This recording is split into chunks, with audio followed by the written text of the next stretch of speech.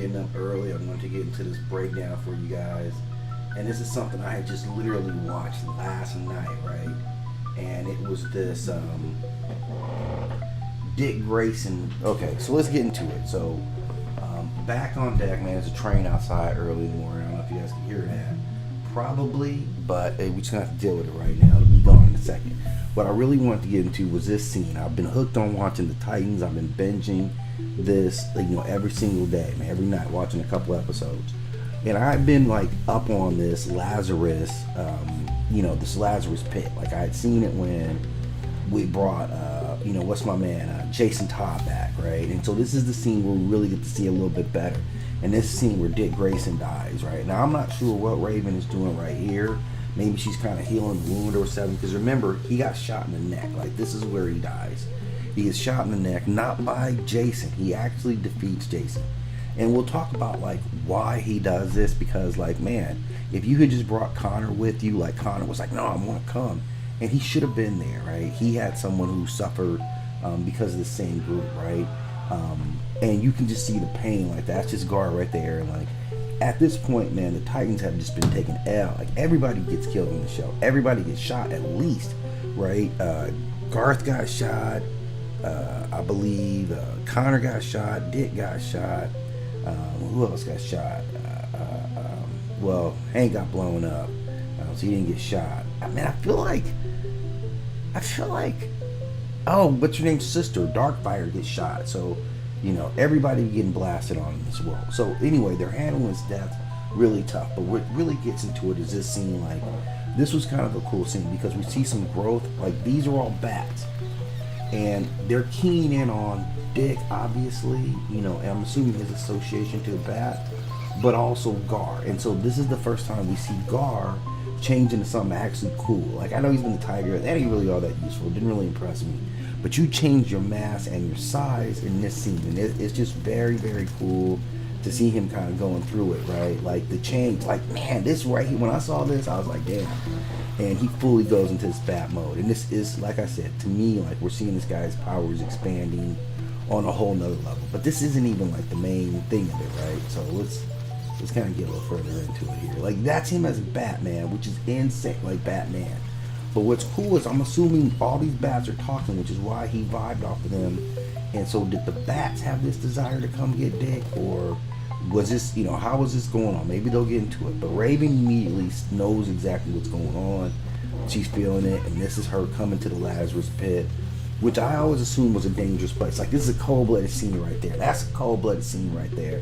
I just love the way that they did that with Dick.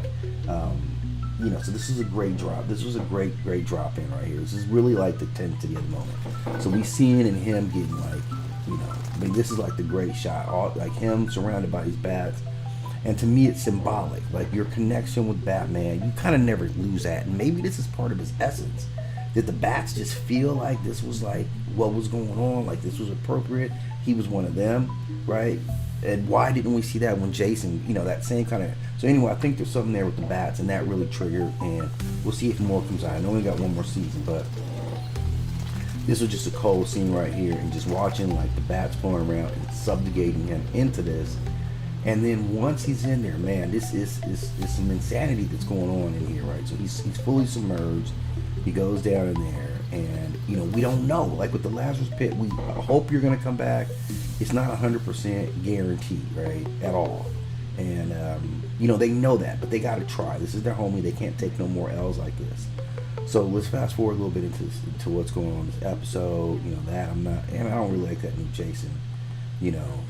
The new bad guy. Yeah, all right, but let's get back to Dick here.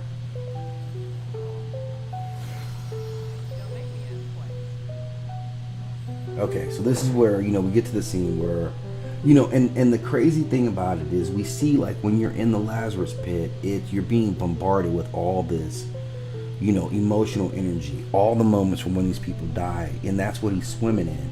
And he has to get into the psychological battle because it's going to greet you with everything that you actually fear now is live and direct. So we get to see a real measure of Dick Grayson and how he handles it.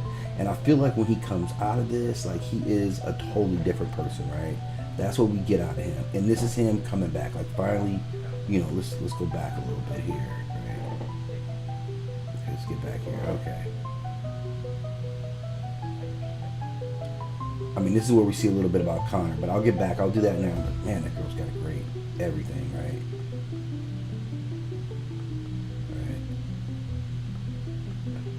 Yeah. So Dick's back, and it's like, what? Oh, man, come on.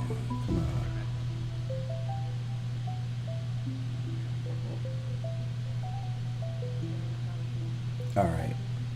Man, I wanted to really hit the Dick scenes hard. I'm sorry I keep saying that, but that's really what we're trying to do. Let's see if we can cut back on him. And okay, so one of the things about coming out of the Lazarus Pit, they're changed. They're not the same anymore.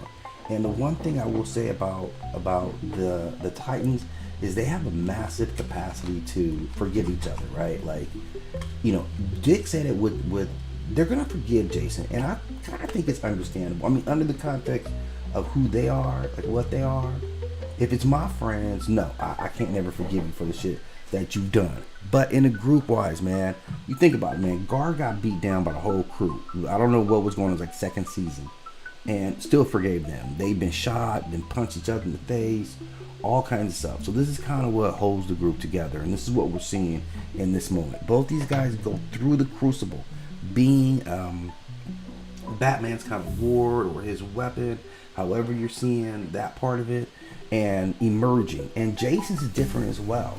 And I feel like this is a real bonding moment for them. Like, maybe you don't get all the way back where you can come around the Titans. You probably can't, but you could be with me. Like, I can mess with you because I've crossed the line. I think it was best in that scene where Bruce says it to him. He's like, we've all crossed the line. We've all gone too far. And it's only in their capacity to being human to each other that they're able to come back, right? Hank probably never forgives you for putting a bomb in his chest and killing him when he had that fine-ass girlfriend. But, we've seen it go both ways. We've seen it with, Starfire and her sister. Like, their capacity to squash all that out. I was lied to, you were lied to. Bruce admitting that he was wrong in terms of Jason. Dick being able to continuously make mistakes but still be the best leader option that they have. All these things are extremely relevant, to the overall story. And I think this is starting to define the Titans as the group that has an ability to come back because they're willing to forgive each other and at the same time willing to ask for forgiveness. So there's a lot to it, and I think this Lazarus Pit was like a great moment and what came out of it. And it's funny because I always identified Jason as kind of being a dick, understanding why. Like, Bruce made a lot of mistakes with him, and the biggest mistake is when you can't take that away from him. He's got all this energy and not come back to it, right? So, and Dick going through this like out of body experience that he has while in the Lazarus Pit really like starts to shape his mentality, his personality as well. And he comes out of it different. I think stronger and better. And I don't know if there's a dark side to it. I don't know what Jason Todd does, but I do understand that in a bond, like, it's okay, homie. I forgive you. I may never mess with you again because you show me something inside of you, but I can forgive you and we can walk away with clean hearts.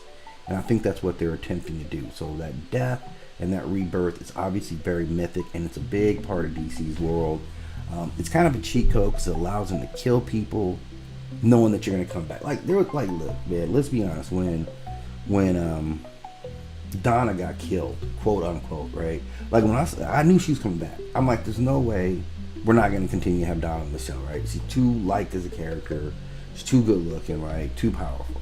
So I knew that was going to come back. So when and I kind of, ahead of watching this, I kind of knew the Red Hood part of the story, so I knew he was going to come back, after the beat down by the Joker. They changed a couple of things, but Dick, by the time he gets to Dick, I do know that you're coming back.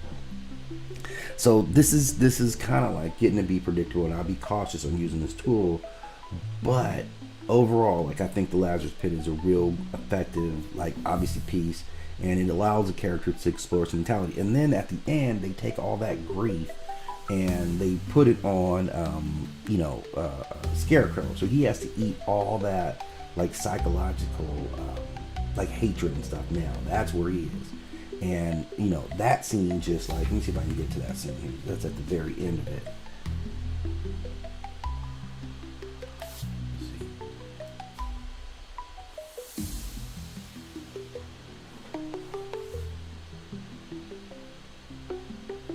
I mean, them just like bonded and going back to the remnants, and Bruce eventually coming home to all this is just insane.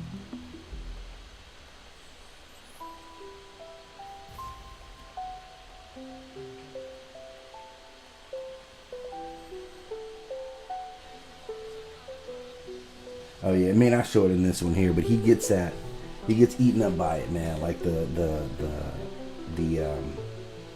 the scarecrow. So I thought it was a very powerful episode. It revealed a lot in this episode.